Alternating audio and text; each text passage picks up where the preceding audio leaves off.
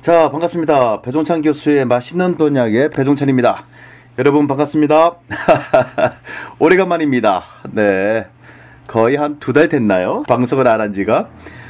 예, 그래서 뭐 저희 다음 카페 아름다운 부자 글들을 보니까 또 이제 궁금하게 생각하시는 분도 많이 계시는 것 같고요. 또 한편으로는 이제 걱정하시는 분도 많이 계시는 것 같아요.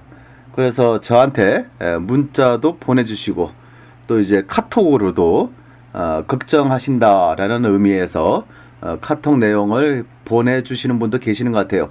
물론 또 뭐 관심 없는 분도 많이 더 계시겠지만 좋습니다.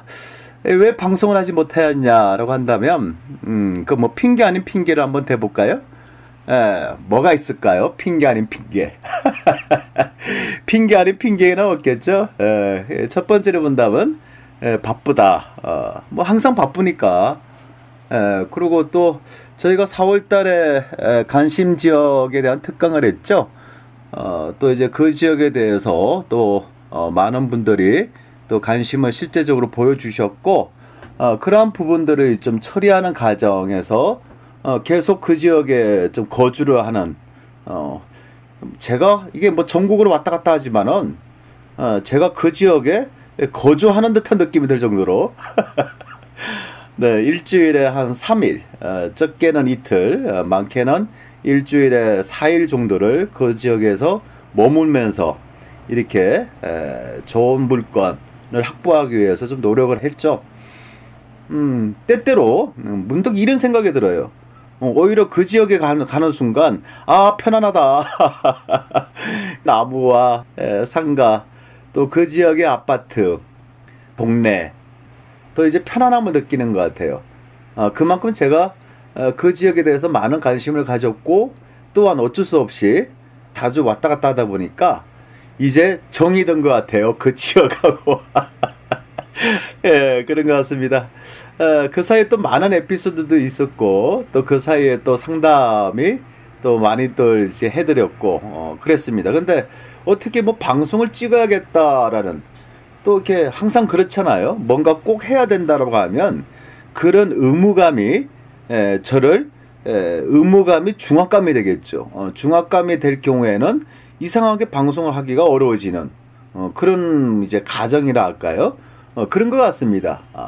그래서 첫 번째로 본다면 좀 일이 굉장히 많아서 좀 바쁘고요. 또 저 개인적으로 볼 때도 또 이제 또 색다른 또 뭔가를 또 구상하고 있기 때문에 거기에 대해서 또 총력을 또 기울이고 있습니다. 두 번째 이유로 본다면 이제 건강상의 이유가 되겠죠. 오늘도 저희 이제 식구들한테, 또한 이제 어머니 아버지한테 약간 좀 그런 말을 좀 들었고요.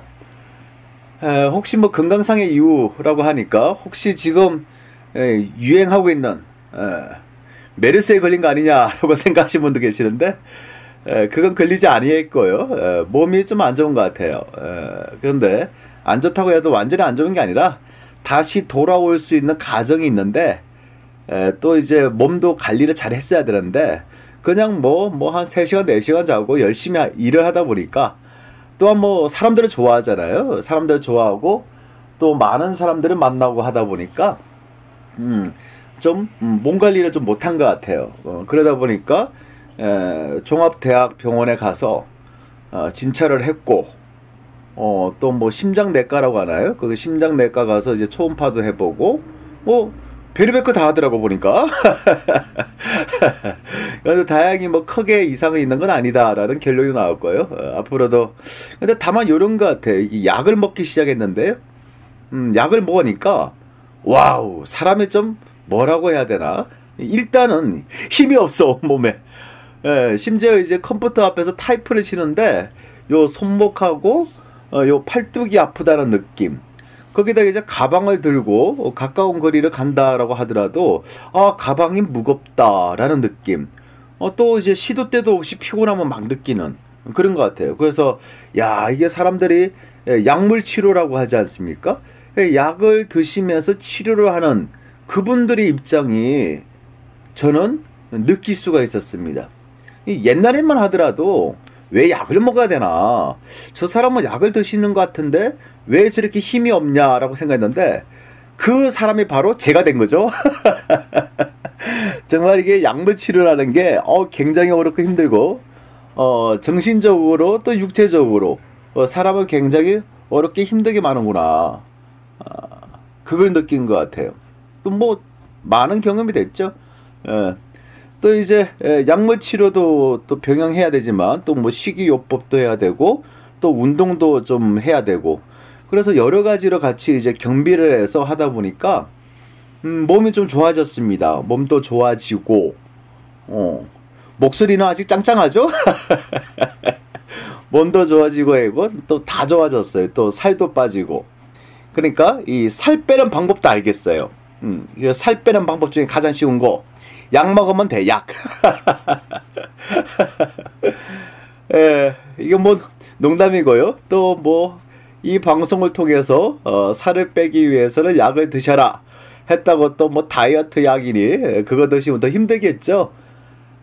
그냥 자기 관리한다는 의미에서 식이요법하고 적절한 운동을 하시고 거기다가 어쩔 수 없다면 몸을 위해서 약물 치료를 하셔야 된다면 약을 드시고 물론 가장 좋은 건 그렇죠. 약을 드시기 이전에 먼저 자기 관리하는 차원에서 자기 관리하는 차원에서 운동과 식이요법 또 무엇보다 중요하잖아요. 이 정신 건강을 위해서 좀 힐링, 좀 쉴 수 있고 그런 시간을 가지시기 바랍니다.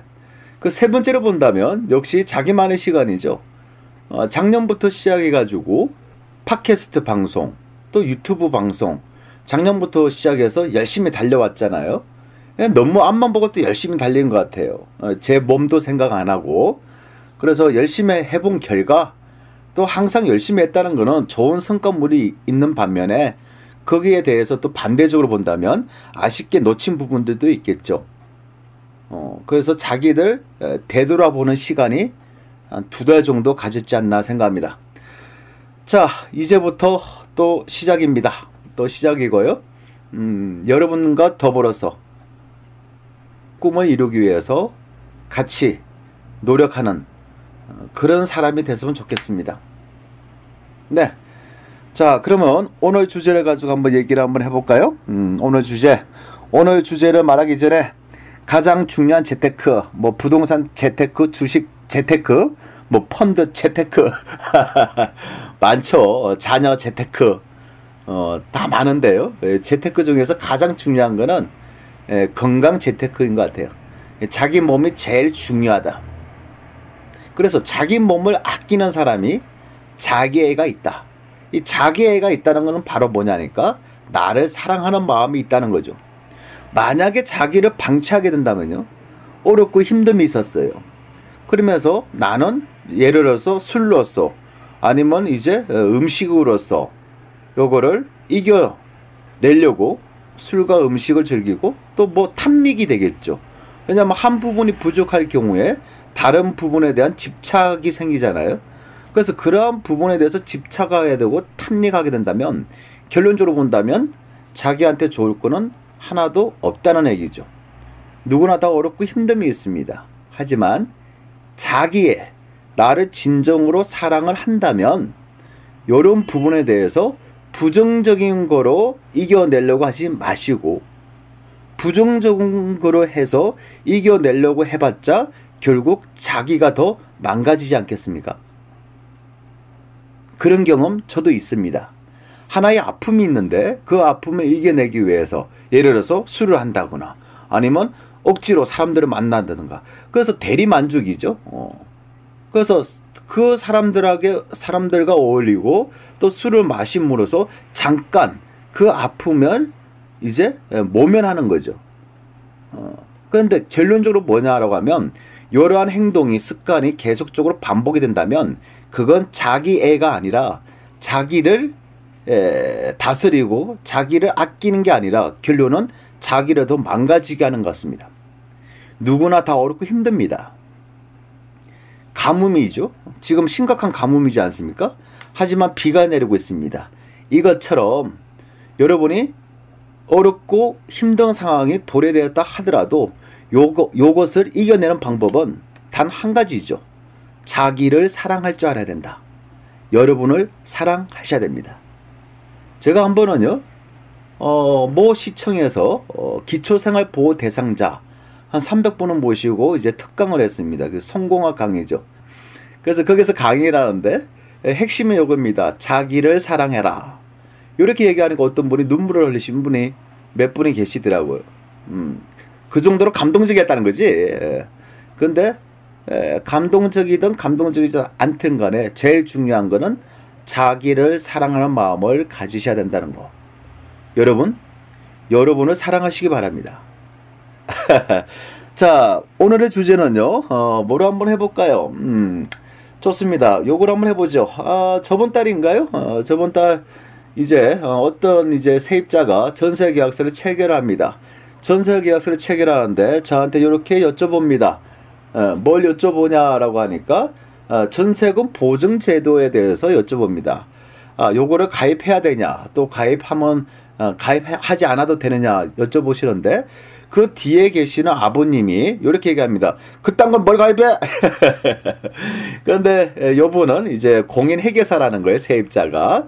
그 공인회계사 입장에서는 전세금 보증제도, 혹시라도 전세금이 2억인데 집주인의 뭐 기타 등등 해가지고 집이 경매 나오면 자기 전세금이 깎인다는 얘기잖아요. 깎이니까 여기 또 이제 가입을 해서 자기 전세금을 보장을 받을 수 있다라는 차원이겠죠. 그런 의미에서 전세금 보증 제도를 이용을 하겠다. 아마 대략적으로 1억 원당 전세금 1억 원당 대략적으로 0.2%니까 약 20만 원 정도 되겠죠. 아마 20만 원 약간 안 돼요. 안 되지만은 결론적으로 뭐 19만 7천 원이나 19만 8천 원이나 20만 원이잖아요. 그러면 전세 보증금이 2억이면 40만 원대가 되겠죠. 그리고 전세 기간이 2년이면 그게 80만 원 돈입니다. 여러분, 전세금 보증제도 여러분은 가입하시고 싶습니까? 아니면 가입하기가 싫으십니까? 물론 돈이 들어가기 때문에 2년 해가지고 한 80만 원 돈이니까 가입하기 싫어하시겠죠? 당연하지 그거기죠. 예, 당연합니다. 그런데 이렇게 전세금 보증제도가 생긴 것 이유가 뭘까요? 그 이유가 바로 뭐가 있겠습니까? 내가 전세금을 어렵게 힘들게 마련했는데 그 전세금이 혹시 그 집에 경매 나오면 그 전세금을 받지 못하거나 아니면 또 임대기간이 끝났는데 집주인한테 전세금을 돌려받지 못하는 경우, 거기에 대한 대비책이라고 볼 수 있겠죠. 그런데 예를 들어서 내가 왜 전세금을 돌려받지 못할까? 그거는 이제 흔히 말하는 깡통 전세에 들어갔다라고 볼 수 있겠죠. 깡통 전세. 이 깡통 전세가 뭘까요? 여러분들이 이제 부동산 관련해서 또 경제 용어와 관련해 가지고 이제 깡통 계좌, 뭐 깡통 전세라는 말이 있잖아요. 여기서 깡통 전세가 바로 뭐냐라고 하면 내가 세입자 입장에서 말하는 거예요. 집주인 입장에서는 깡통 전세란 말이 생각할 필요도 없는 거예요. 세입자 입장에서 내가 전세에 들어갔는데 알고 보니까 깡통 전세였다라는 거지. 요건 문제가 있겠죠. 그러면 이 깡통 전세가 바로 뭐냐 하면 이제 집주인이 담보대출을 받은 거예요. 내가 세입자로 들어가기 이전에 먼저 집주인이 담보대출을 받았고 그 다음에 내가 세입자로 그 뒤에 후순위로 들어간다는 얘기죠. 예를 들어 볼까요? 집 시세가 1억입니다. 집 시세가 1억인데 집주인은 60%의 담보로 대출을 받았어요. 그러니까 1억에 60%니까 6천만 원이겠죠. 6천만 원에 대해서 담보대출 받았는데 내가 전세로 6천만 원 들어간다는 얘기예요. 그러면 담보대출 금액 6천만 원에다가 내 전세금 6천만 원 더하면 합계 금액이 1억 2천만 원이 되겠죠. 그런데 집 시세는 1억이라는 거예요. 그러면 시세보다는 오히려 담보대출 금액과 전세금을 합치니까 더 초월해야 된다는 거죠. 요래서 깡통이라는 거잖아요. 그러면 역으로 한번 볼까요? 집주인 입장에서는 은행 대출로 해서 6천만 원 땡겼고요. 또 세입자에게 전세 보증 6천만 원 또 땡겼어요. 그러면 또 이게 뭐예요? 나는 돈 하나 투자 안 하고 아파트를 산 거잖아. 그죠? 오히려 아파트를 사니까 담보대출 받고 전세 6천만 원 받았어. 그러다 보니까 집값이 더 초월해 버렸어. 그러니까 2천만 원 돈이 더 생겨 버렸잖아요. 그래서 요런 케이스를 우리는 깡통전세라고 표현합니다. 결론적으로 요런 집에 들어가시면 안 되겠죠. 안 되는 거잖아요, 당연히. 이 전국에 계시는 우리 수많은 20대, 30대, 40대 여러분, 이제 신혼집을 마련하신다. 아니면 내가 부모님 집에서 나와서 분가를 하신다. 그러면 전세로 들어가야 된다라고 한다면 제일 먼저 그 집에, 그 아파트, 그 빌라에 해당되는 등기상 정보증명서, 즉 등기부등본을 떼셔야 된다는 얘기입니다. 그리고 집 시세가 1억인데 집에 등기부등본을 떼보니까 융자가 6천만 원이다. 근데 내 전세 보증금이 6천만 원이다. 그런 집은 들어가시면 안 된다는 얘기가 나오겠죠. 물론 이런 부분들에 대해서는 공인중개사 사장님들이 된다 안 된다 말씀을 해 주실 겁니다. 하지만 중요한 거는 문제는 이 공인중개사 수수료를 받기 위해서 직거래를 할 수도 있잖아요. 직거래를 하다 보니까 그냥 미처 생각하지 못하고 이 등기부등본을 확인하지 못하고 그냥 덜컥 전세계약 체결하고 잔금 납부하고 입주하는 경우가 있다는 거잖아요. 그래서 이런 위험한 집 같은 경우에는 예를 들어서 시세가 1억인데 담보대출을 6천만 원 받았다. 이런 경우에는 집주인들이 그 해당되는 지역의 부동산에 있는 사장들한테 전세 구합니다라고 내놓을 수가 없겠죠. 그 지역에 있는 부동산 사장님들은 그런 1억인데 담보대출 6천만 원 있는 집을 전세금 6천만 원 넣는 그런 공인중개사 사장님들은 대한민국에 거의 안 계시다는 얘기잖아요. 그러니까 그런 집주인들은 부동산에 내놔도 안 팔릴 것이다. 그리고 전세가 안 나갈 것이다. 이런 거 알고 있기 때문에 고의적, 악의적으로 그냥 생활정보지나 또 이제 인터넷 정보에 이렇게 올릴 수가 있다는 거죠. 그래서 우리 세입자들이 먼저 전세계약서 체결하기 전에 꼼꼼하게 등기부등본을 떼보시고 반드시 확인을 해야 된다는 얘기입니다. 그리고 깡통전세라는 얘기가 있고 또 역전세라는 얘기가 있습니다. 역전세. 이 전세가 역이 된 거야. 그래서 역전세라는 얘기인데 요 역전세라는 얘기가 요즘도 이제 심상치 않게 이렇게 기사가 되고 있지만은 지금은 역전세하고는 좀 해당 사항이 좀 100% 같이 일치된다라고 볼 수가 없어요. 그 왜 그러냐면요. 역전세는 뭐냐면 이제 경기가 침체돼 가지고 부동산 가격이 하락한다는 얘기예요. 그 자연스럽게 부동산 가격이 하락하면 전세 가격도 하락할 수밖에 없겠죠. 그런데 전세 가격이 하락했어요. 전세 가격이 하락했는데 전세기가 만기가 됐어. 만기가 되면 집주인 입장에서는 새로운 세입자를 구해야 되는데 전세 금액이 하락했기 때문에 오히려 집주인이 세입자가 만기됐을 경우에 전세금을 돌려줘야 되는데 새로운 세입자를 구해서 그 세입자의 전세금을 받아서 현재 살고 있는 세입자한테 전세금을 반환해야 되는데 오히려 전세금이 떨어진 거예요. 떨어졌기 때문에 집주인 입장에서는 현재 세입자한테 전세금을 반환할 수가 없다는 얘기가 되겠죠. 요런 경우를 우리는 역전세라고 합니다. 그럼 역전세가 일어난 시기는 언제냐니까 1997년도 그 IMF가 터졌었죠. 그 당시 경우에 해당되는 거잖아요.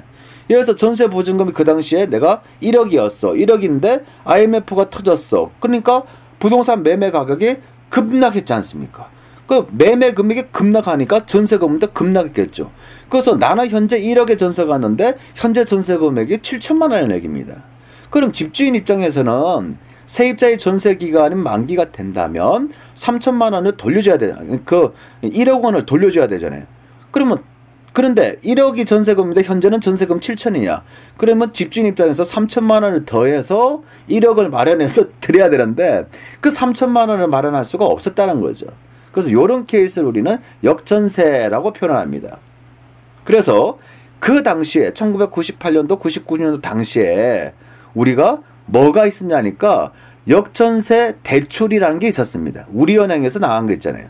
그래서 부득이하게 현재 세입자는 2년 동안 살았고 나가고 싶은데 집주인이 전세금을 못 주시는 겁니다. 따라서 집주인이 그 부동산의 담보로 은행에 역전세를 해서 역전세로 인해서 또 역전세 대출을 이제 신청하는 그런 케이스가 있었죠. 근데 지금은 어떤 시대입니까? 지금은 어떤 시대냐 하면 서서히 서울, 수도권 쪽, 그 다음에 지방 광역시 쪽, 또 지방 소도시 쪽도 해가지고 2년 전부터 서서히 올라가고 있잖아요. 그런데 웃긴 거는 매매 금액은 서서히 올라가고 있는데 요 전세 금액은 급격하게 심하게 좀 올라가고 있지 않습니까? 제가 봐도 좀 심하다 할 정도입니다. 예를 들어서 2년 전에 전세 보증금이 1억 7,500인데 현재 전세가 뭐 2억 500, 2억 1000이다. 뭐 2년에 그냥 4천만 원씩 올라간다. 어떤 케이스는요. 2년 전에 전세금이 1억 7천인데 현재 전세는 2억 4천도 있어요. 어떻게 2년 동안 그 20평짜리 아파트가 2년 동안 전세금이 6천만 원, 7천만 원 올라갑니까? 좀 심하죠. 근데 요것도 우리가 이제 보이지 않는 손이 있지 않습니까? 즉 시장 논리잖아요. 수요가 있으면 공급은 일정한데 수요가 증가다. 즉 전세 매물은 일정한데 전세로 들어오고자 하는 세입자들이 증가됐다는 거죠. 그런 전세금이 올라가잖아요. 근데 또 웃긴 거는 요 공급이 일정하지도 않잖아요. 왜 그러냐니까 이제 전세에서 반전세, 즉 임대인 입장에서는 월세를 선호하지 않습니까? 그럼 공급이 줄어드는 거죠. 즉 전세 물량이 줄어들고 그러다 보니까 전세를 요구하는 수요는 증가되고 그러다 보니까 전세 금액이 수요와 공급 법칙상 당연히 올라갈 수밖에 없겠죠. 다시 한번 말씀드립니다. 전세 공급은 앞으로도 줄어들 것입니다. 이제 반전세가 이제 생겨나고 이제 집주인 입장에서는 월세를 선호하겠죠. 그러면 전세 물량은 줄어들 겁니다. 전세 물량이 줄어드니까 세입자들은 전세를 구해야 되잖아요. 그동안은 전세 살고 있던 사람들이 갑자기 집주인이 재계약을 안 하겠다. 나는 월세를 받겠다. 아니면 반전세로 해서 또 월세를 받겠다. 그러다 보니까 내가 전세로 살고 있는 사람조차도 이제 뭐가 됩니까? 전셋집을 구하는 또 수요자로 전환되는 거죠. 즉 수요가 증가되고 공급은 줄어들고 그러다 보니까 전세 가격은 급등을 한다라고 볼 수가 있겠죠. 지금 그런 시대입니다. 그런 시대에 역전세라는 단어는 다소 어울릴 수가 없다. 역전세는 다시 말씀드리면 부동산 가격이 급락을 하고 따라서 부동산 가격이 급락을 하니까 전세 가격도 급락을 하고 그런데 전세 금액은 예전 금액이니까 전세금 높게 됐고 세입자가 나가고자 했는데 집주인이 전세금을 돌려줄 수 없는 이런 걸 우리는 역전세라 하죠. 제가 보는 관점에서 역전세는 1990년대 하반기에 있었고 지금 역전세를 표현하기는 좀 다소 어렵다. 왜? 전세 금액이 떨어지는 게 아니라 오히려 올라가고 있는 시대니까. 그래서 핵심적으로 본다면 저희가 역전세하고 깡통전세에 대해서 이제 얘기를 해드렸고요. 중요한 거는 전세금 보증. 이게 서울보증보험이 됐던 대한주택보증이 됐던 교수님 전세 금액이 2억인데요. 전세금 보증 제도를 이용해가지고 내 전세금을 100% 지켜야 되겠습니까? 라는 질문이죠. 그런데 요거를 한번 눈여겨보셔야 됩니다. 뭘 눈여겨보셔야 되냐면 서울보증이나 대한주택보증에서 모든 아파트, 모든 빌라, 모든 오피스텔을 다 해준다는 얘기 아닙니다. 무슨 얘기냐라고 하면 이건 한도라는 게 있다는 겁니다. 왜냐하면 집주인의 담보대출이 주택가격의 한 70% 때로는 단독이나 다가구주택은 80% 한도라는 겁니다. 예를 들어서 집 시세가 1억인데 집주인이 미리 60% 내지는 70%를 담보로 잡았다. 그때 내가 전세로 들어간다. 6천만 원짜리 전세로 들어간다. 요거 전세금 보증보험으로 할 수 있다 없다? 하지 못한다는 얘기입니다. 결론적으로 뭐냐면 돈을 빌려주는 서울보증이 됐든 대한주택보증이 됐든 돈을 빌려주는 요 주체들도 자기 돈이 떼면 안 되잖아요. 안 되니까 기본적으로 전세를 들어갈 때 앞에 선순위 융자가 없어야 된다는 얘기잖아요. 결론은 뭐냐니까 별 실익이 없다는 얘기입니다. 거기다 또 뭐가 있어요? 뭐가 있냐 그러면 이 보증보험으로 하게 되면 예를 들어서 1억 원당 약 20만 원 가까이 돈이 들어가잖아요. 2년 계약이면 40만 원입니다. 1억이면. 제일 중요한 핵심은요. 보증보험 회사에서 여러분한테 돈을 줄 때 그냥 주지는 않는다는 얘기입니다. 뭐든지 다 주지는 않는다는 말이에요. 자기네들이 돈이 떼이지 않는 금액의 한도 내에서, 즉 자기네들이 돈이 떼이지 않는다는 얘기는 바로 뭐냐라고 하면 핵심은 융자가 없는 상태에서 보증보험증권을 끊어주겠다는 거예요. 아니 이 세상에 앞에 융자가 하나도 없단 말이에요. 내가 전세로 들어갔는데 융자가 하나도 없어요. 하나가 없고 깨끗해. 그러면 여러분들이 선순위가 되잖아요. 선순위라는 것은 뭐냐니까 은행 담보 등이 하나도 없는 깨끗한 상태에서 내가 전입신고하고 확정일자 받은 거, 요거 순위가 제일 먼저 빠르잖아요. 요걸 선순위라는 거잖아요. 그러면 선순위가 되면 최소한 그 집에 경매가 나왔다 하더라도 여러분들은 집주인하고 또한 새로운 매수자, 즉 경매당했다 하면 낙찰자가 되겠죠. 그 다음에 요 집을 누군가가 샀어. 그럼 새로운 매수자가 되겠죠. 요런 사람들한테 여러분들 뭐 할 수 있다? 대항력이 있는 겁니다. 그 집에 계속 거주할 수 있고 전세금을 100% 돌려받기 이전에 나가지 않을 수 있는 권리가 있는 겁니다. 그래서 이제 보증보험회사에서 돈을 대출할 때는 집담보대출 더하기 전세보증금을 합쳐서 시세의 90% 이내라는 겁니다. 더 웃기는 거는 요 시세도 일반적인 시세가 아닐 수도 있어요.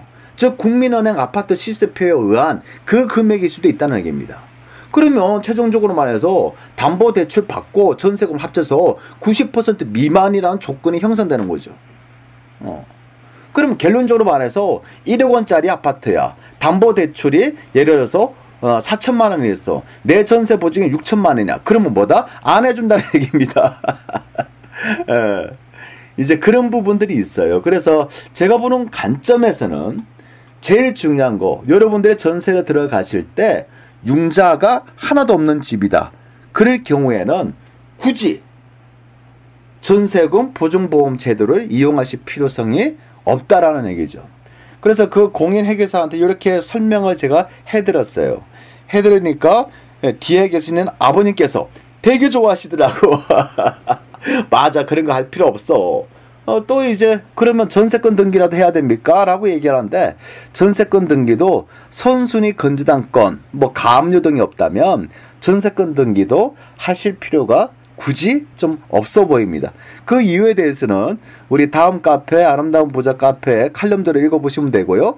예전 방송에서도 전세권 등기가 좋을까 아니면 전입신고 플러스 확정일자가 좋을까 이런 부분에 대해서 이제 강의한 내용들이 있습니다. 그거 보시고 이제 참고하시면 될 것 같습니다.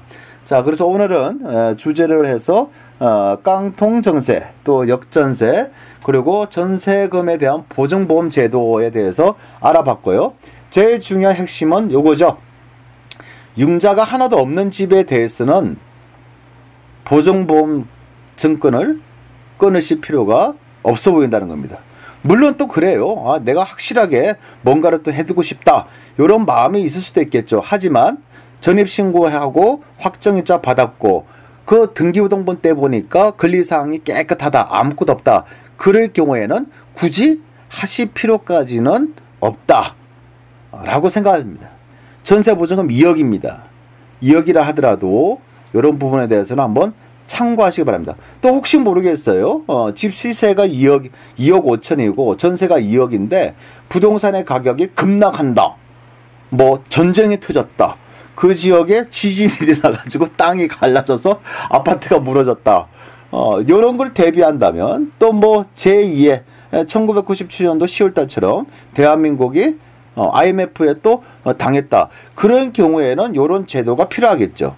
하지만 그런 정말 어쩌다가 그냥 평생 한 번 있을까 말까한 그런 사항을 가지고 미리 두려움과 무서움을 가지고 보증보험 증권을 끊는다. 이런 건 좀 아닌 것 같아요. 그래서 혹시 또 모르겠어요. 또 다른 전문가들은 전세금을 지켜야 된다. 따라서 보증보험을 하라. 뭐 전세권 설정 등기를 하라. 라고도 설명도 하시는데요. 제가 보기에는 역세권이고 위치도 좋고 세대수도 좋고 교통도 편리하고 또 근린생활시설도 충분하고 초, 중, 고등학교 학군도 좋고 그럴 경우에는 굳이 할 필요성을 느끼지는 않는다는 얘기죠. 물론 이제 선택은 여러분들이 하는 겁니다. 모든 투자는 여러분들이 하는 거잖아요. 또 전세를 들어가는 것도 여러분들이 최종 결정권자잖아요. 또 이렇게 보존보험 제도를 끊을까 말까 요것도 갈등을 하실 수 있겠죠. 그래서 저 같은 사람이 옆에서 요런 케이스가 있고 저런 케이스가 있고 이제 코치만 할 뿐이고요. 선택은 여러분들이 하셔야 됩니다.